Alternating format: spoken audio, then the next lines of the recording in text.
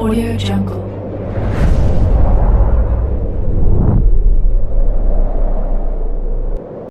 Yo, balik lagi bersama Mimin di Manhwa TV. Kali ini kita akan lanjutkan pembahasan dari cerita After Improper Licking a Dog, I Became a Billionaire. Sebelum lanjut, Mimin ucapkan terima kasih kepada Haikal, Freddy, Hans, dan Sontel yang telah mentraktir Mimin di Saweria. Semoga rezekinya semakin lancar, amin. Mimin infokan kembali bagi teman-teman yang ingin menonton video terbaru lebih cepat, silahkan bergabung menjadi member di channel ini dengan biaya 5K per bulannya. Jika tidak, teman-teman bisa bersabar lebih dulu selama 2-3 hari untuk menonton video tersebut. Tanpa berlama-lama, yuk kita masuk ke disclaimer dulu.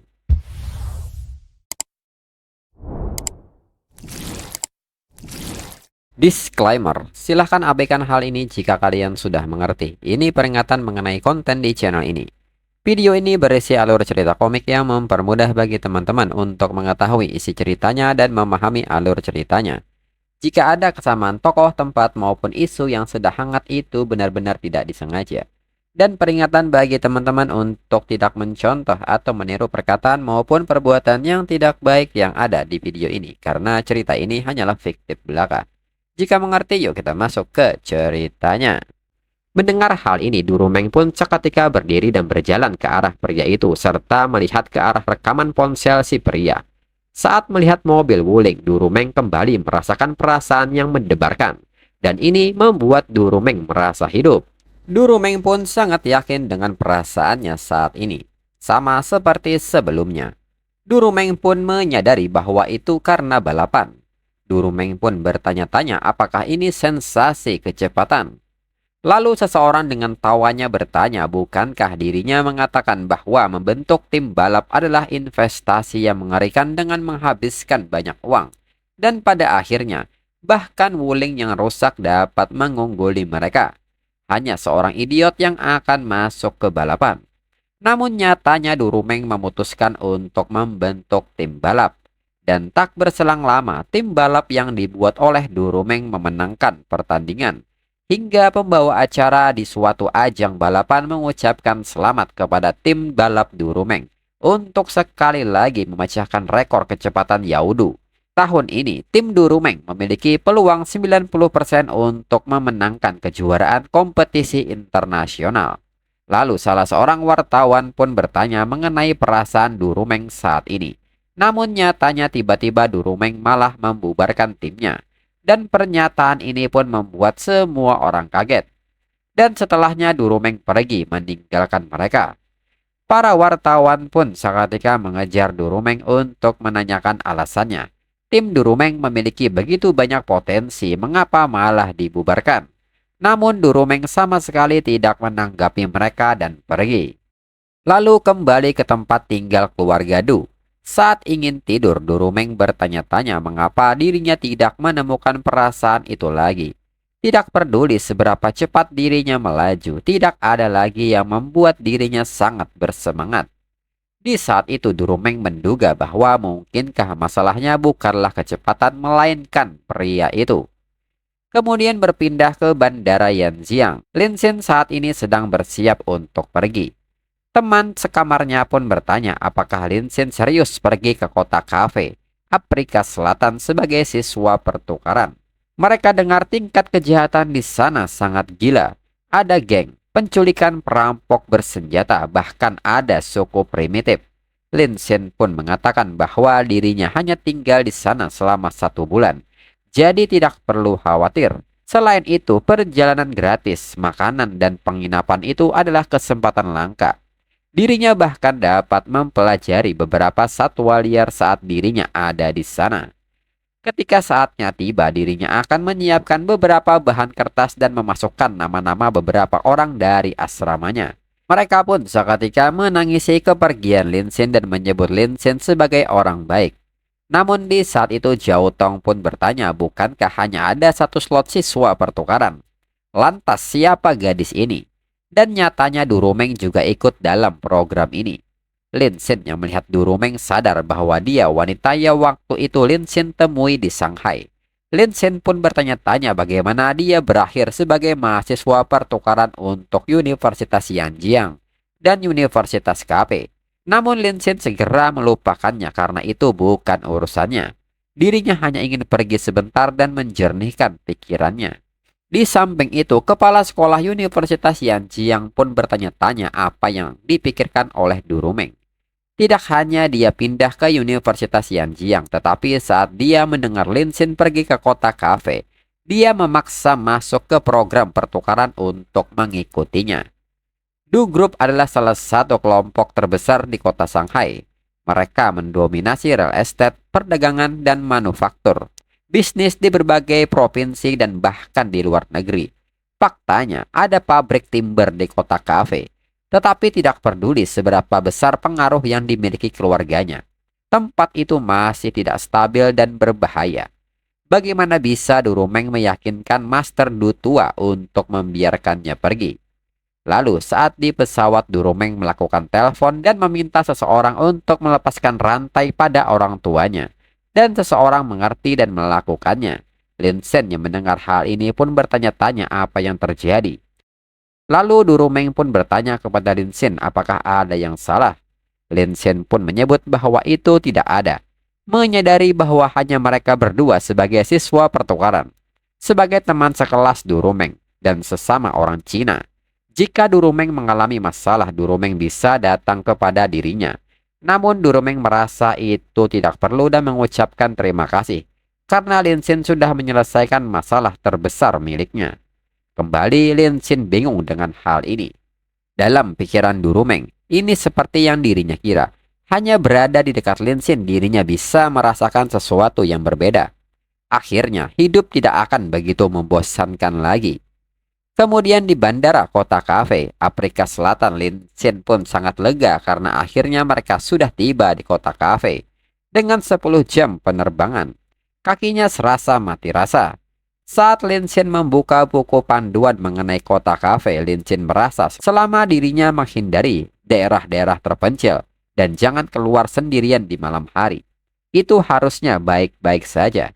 Lin Xin pun yakin dengan hal ini, namun pada kenyataannya baru melangkah keluar dari bandara. Kerusuhan sedang terjadi di depan bandara. Ini sangat mengagetkan Lin Xin. Lalu saat sebuah peluru nyasar ke arah Du Rumeng, Lin Xin segera melindunginya dan memintanya untuk berhati-hati. Lin Xin pun bertanya-tanya, inilah yang mereka sebut keamanan yang buruk. Lin Xin pun merasa ditipu dengan brosur perjalanan itu. Itu benar-benar berbohong hanya untuk memikat turis sebagai mangsa. Lalu Lin Xin pun bertanya apakah Du Rumeng baik-baik saja. Du Rumeng pun hanya menatap Lin Xin dengan diam. Lin Xin pun seketika bertanya-tanya dalam pikirannya. Ada apa dengan raut wajah Du Rumeng? Apakah dia takut atau bersemangat? Dan di tempat yang sama ada banyak siswa pertukaran lain di sini. Tak berselang lama, sebuah bis datang menjemput para siswa pertukaran. Seseorang dari dalam bis meminta mereka untuk segera masuk. Dirinya adalah profesor dari Universitas KP. Lalu siswa pertukaran yang melihat hal ini segera berlarian menuju bus. Profesor pun segera meminta supir untuk mengemudi dengan cepat. Lalu saat ini kelompok itu masih terus bersitegang dan menyebut mereka berani mencuri tambang emas mereka. Dengan ini keluarga Bai mengirim pesan untuk mereka. Setiap operasi penambang emas akan menjadi milik mereka dan melepaskan roket launcher. Namun jalur tembakan malah terlepas dan mengarah ke bis siswa pertukaran. Pengemudi bis pun menyebut bahwa ini sudah berakhir. Namun dengan cepat Lin Xin mengambil alih kemudi bis serta melakukan manuver hingga bis menghindari roket launcher ini dan meledak mengenai bangunan. Kembali Du Rumeng merasa itu terjadi lagi. Perasaan ini sangat memuaskan dan sangat mendebarkan. Dan di saat yang sama tingkat kesukaan Du Rumeng bertambah sebesar 8%. Dan hal ini mengagetkan Lin Xin serta bertanya-tanya mengapa kesukaan Du Rumeng tiba-tiba meningkat. Lalu profesor pun memuji Lin Xin yang luar biasa karena menyelamatkan mereka semua. Siswa lain pun menyebut Lin Xin sebagai pahlawan. Mereka pun bertanya-tanya bagaimana Lin Xin bisa melakukannya. Mereka pun mengucapkan terima kasih kepada Lin Xin. Mereka pikir mereka tidak akan pernah melihat keluarganya lagi. Lalu para wanita pun bertanya siapa sebenarnya Lin Xin. Dirinya membawa sebuah vodka. Mereka pun bertanya bagaimana dengan minuman malam ini. Mereka meminta Lin Xin menceritakan semua tentang bagaimana Lin Xin melakukannya. Dengan ini mereka akan mengadakan pesta untuk merayakan keberhasilan mereka bertahan hidup. Seketika Lin Xin pun memperkenalkan dirinya. Lin Xin juga bertanya apakah mereka semua takut. Para wanita pun tidak membenarkan hal itu. Mereka hanya tidak punya senjata. Jika mereka melakukannya, mereka akan membalas. Salah seorang wanita menyebut bahwa dirinya dari Rusia. Mereka tidak pernah mundur. Dan satunya lagi dari US. Menurutnya ada puluhan ribu penembakan setiap tahun. Mereka sudah terbiasa. Mendengar hal ini, Lin Xin tidak habis pikir. Dirinya tidak menyangka dengan sikap mereka. Jika seseorang tidak menguatkan diri, mereka tidak akan bertahan hidup. Kemudian tak berselang lama mereka telah sampai di Universitas KP. Profesor pun mempersilahkan mereka untuk turun dan mengucapkan selamat datang di Universitas KP. Dirinya akan membawa mereka menuju asrama. Lalu salah seorang siswa bertanya apakah di sini benar-benar aman. Profesor pun bertanya apa yang baru saja dia katakan. Universitas KP adalah salah satu universitas paling bergengsi di dunia. Paling tidak di kampus, mereka dapat menjamin keamanan. Namun bersamaan dengan kata-kata itu, di halaman kampus sekelompok orang sedang mengendarai mobil dengan perlengkapan senjata dan melepaskan tembakannya. Lalu mobil ini pun berputar dan mendekati mereka. Lalu seorang pria dengan nama Hasan menyebut bahwa mereka semua siswa pertukaran tidak perlu takut lagi. Dirinya dengar tentang apa yang terjadi di bandara. Untuk itu tidak perlu khawatir karena dirinya di sini. Orang-orang itu tidak akan berani melangkahkan kakinya ke dalam universitas. Lalu mereka pun takjub dengan hal ini dan menyebut keluarga Hasan sangat kaya. Dan yang sangat keren adalah di mobil ini ada senjata mesin. Salah seorang siswa pun bertanya apakah Hasan benar-benar dapat membawa senjata ke universitas. Di tempatnya ini tidak diperbolehkan. Anggota Hasan pun membenarkan hal itu. Orang normal tidak bisa melakukan itu. Tapi Hasan bukan orang sembarangan. Orang ini pun bertanya kepada mereka, pernahkah mendengar tentang keluarga Baker? Mereka mengendalikan tambang emas terbesar di kota KP, memiliki ikatan yang dalam dengan banyak suku lokal yang kuat, dan memerintah pasukan militer pribadi terkuat di kota. Bahkan tirani lokal, kota KP harus menunjukkan rasa hormat kepada mereka. Hasan adalah satu-satunya putra dari patriark keluarga Baker. Mendengar hal ini, para wanita pun takjub dan memuji senior Hasan. Mereka pun bertanya, bisakah mereka naik mobilnya? Dalam pikiran Hasan, ketika dirinya mengungkapkan siapa dirinya, tidak ada wanita yang bisa melawannya. Namun senior Hasan pun nampak kaget saat dua siswa pertukaran malah tidak menghiraukannya dan berjalan pergi. Segera Hasan mengejar mereka serta mengarahkan senjata berlapis emas kepada Durumeng. Hasan menyebut Durumeng sebagai gadis Cina yang cantik serta bertanya bagaimana dirinya memberikan sebuah tumpangan. Dirinya bahkan akan membiarkan Durumeng bermain dengan pistol mahalnya. Durumeng pun seketika memberikan tatapan yang merendahkan serta mengatakan bahwa itu tidak perlu. Dirinya tidak tertarik. Hal ini pun membuat Hasan kesal. Dalam pikiran Hasan, wanita Cina ini adalah yang tercantik di antara sekelompok siswa pertukaran ini. Tetapi mengapa dia yang paling sulit untuk didapatkan? Di saat itu Hasan pun memperhatikan pria yang ada di depan Durumeng. Hal ini pun membuat Hasan bertanya-tanya siapakah dia. Apakah dia pacar Durumeng? Lalu Hasan pun seketika melepaskan tembakan ke arah depan Lin Xin. Dan ini membuat Lin Xin cukup kesal. Lalu seorang wanita bertanya apa yang Hasan lakukan. Hasan hampir menembak Lin Xin. Hasan pun menyebut bahwa pria Cina ini mendengar suara tembakan dan tidak berjongkok atau berlindung. Dengan refleks yang lambat, dia tidak akan bertahan lama di kota kafe. Dengan ini, biarkan dirinya mengajarinya sebuah pelajaran. Mendengar hal ini, mereka pun lega. Ternyata Hasan ingin melatih kesadaran medan perang dari Lin Xin. Hasan telah membuat mereka takut. Mereka pikir itu intimidasi atau penindasan. Lalu Hasan pun bertanya kepada Lin Xin apakah Lin Xin tidak menolak niat baiknya. Lin Xin pun akan mengikuti pengaturan dari seniornya. Dengan ini dirinya akan mengandalkan bimbingan dari Hasan. Lalu profesor pun mulai angkat bicara dan mengajak mereka untuk melupakan ini. Lin Xin masih perlu membongkar barang bawaannya dan membiasakan diri dengan kampus. Dan kelas dimulai besok. setelah semuanya baru melakukan hal ini. Namun Hasan pun seketika mengatakan bahwa dirinya melakukan ini untuk kebaikan juniornya. Hasan pun bertanya apakah profesor berencana untuk menghalangi dirinya. Mendengar nada ancaman ini, profesor pun nampak takut dan tidak membenarkan hal itu dan mempersilahkan Hasan. Kemudian Hasan pun mengatakan karena dirinya telah memilih seseorang untuk mencoba ini. Bagaimana dengan emas batangan ini akan menjadi imbalan untuknya jika mereka berhasil menyelesaikan pelatihan ini. Orang-orang pun seketika kaget dengan emas yang banyak itu. Hasan pun meminta Linsin untuk melihat pasir itu. Dirinya secara khusus menyiapkannya untuk pelatihan mahasiswa baru. Aturannya sangat sederhana.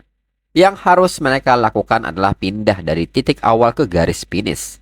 Dan mereka akan memenangkan 1000 gram emas batangan sebagai hadiah.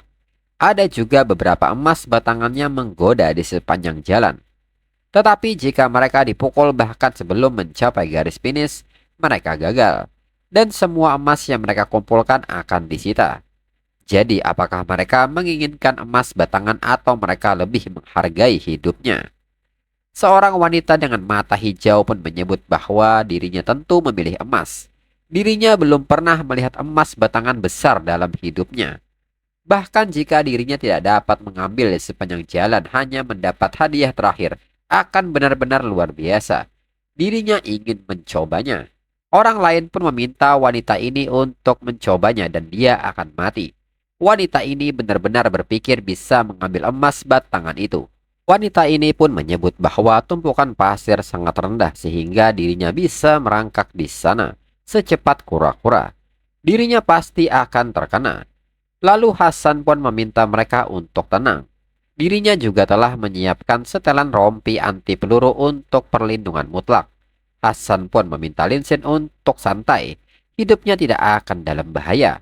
Dalam pikiran Hasan, rompi anti peluru itu mungkin memblokir cedera fatal. Tetapi pada jarak penembakan hanya 10 meter, dampaknya masih akan cukup parah untuk membuat Linsin terbaring di tempat tidur selama seminggu. Melihat hal ini, orang-orang pun merasa lega karena ada rompi anti peluru. Walaupun itu masih akan terasa sakit jika kena. Selain itu, keluarga Hasan pasti sangat kaya. Karena dengan santai membuang begitu banyak emas batangan 1000 gram seperti itu. Menurut harga emas internasional saat ini, setiap batangan bernilai lebih dari 300.000 yuan. Mereka pun sangat ingin berteman dengan Taipan seperti Hasan. Kemudian Hasan pun bertanya kepada Linsin apakah ini menunjukkan ketulusan dirinya. Hasan pun meminta Linsin untuk tidak membuang waktu lagi. Dan segera kenakan rompi anti peluru ini agar mereka bisa memulainya. Linsin pun bertanya kapan dirinya pernah mengatakan bahwa dirinya akan bergabung dengan pelatihan Hasan. Hasan pun bertanya bagaimana apanya. Linsin pun menyebut bahwa sedikit emas ini hampir tidak cukup untuk membuat dirinya tampil di depan semua orang.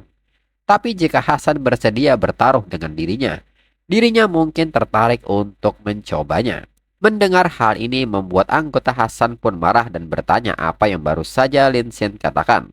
Lalu Hasan pun bertanya, taruhan macam apa yang ada dalam pikiran Linsin?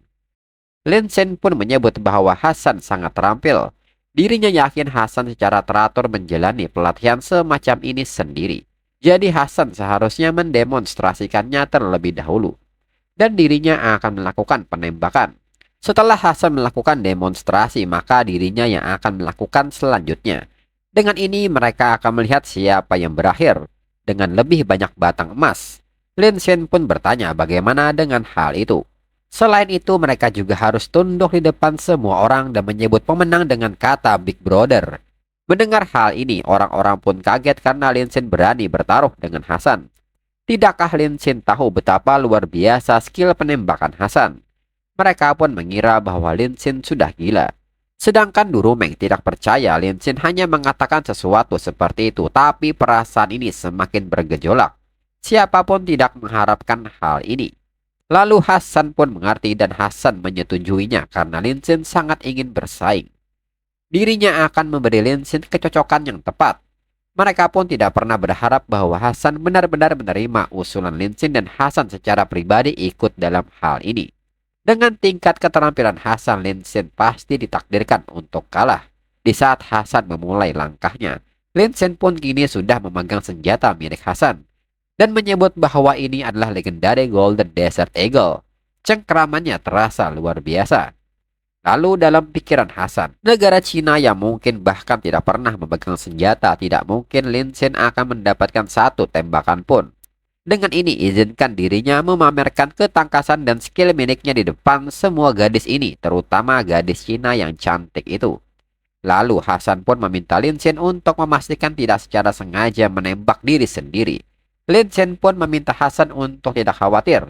Dirinya telah melatih akurasi tembakannya di permainan PUBG selama berabad-abad, dan mereka memanggil dirinya dengan julukan Yanzi yang Auto Aim Sniper King. Pastikan Hasan tidak menahan diri saat merangkak dengan semua yang Hasan dapatkan. Hasan pun meremehkan Lin Xin, dan jika Lin Xin bahkan bisa memukul dirinya sekali, dirinya akan memberi Lin Xin tambahan emas. Mendengar hal ini, Lin Xin akan memastikan bahwa dirinya akan memberikan segalanya. Dan seketika game ini dimulai, dalam pikiran Hasan, mereka harus bersiap untuk menyaksikan sesuatu yang luar biasa. Orang-orang pun menyebut bahwa Hasan merangkak dengan sangat cepat. Mereka pun bertanya-tanya apakah ini tingkat skill ahli lokal.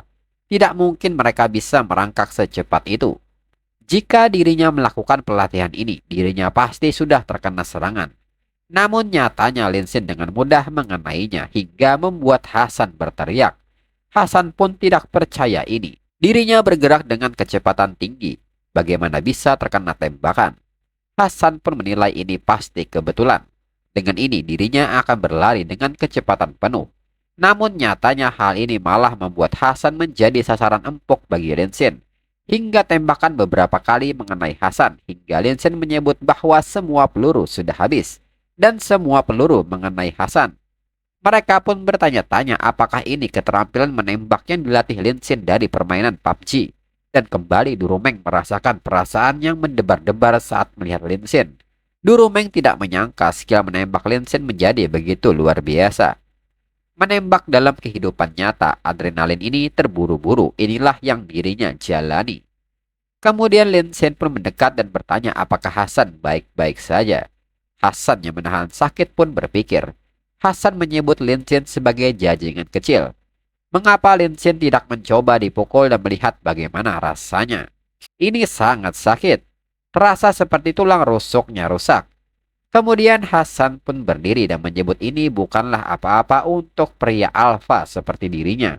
Dan sekarang adalah giliran Lin Xin. Mereka akan melihat apakah Lin Xin bisa merangkak lebih cepat dari dirinya.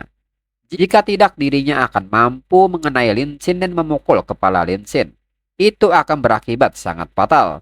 Lin Xin pun tertawa menanggapinya dan menyebut Hasan memiliki selera humor yang gelap. Lin Xin juga tidak lupa mengingatkan Hasan bahwa dirinya memukul Hasan sebanyak 7 kali. Untuk itu Hasan jangan lupa mencatat tambahan emas batangan untuknya. Dan juga aturannya adalah memenangkan emas batangan.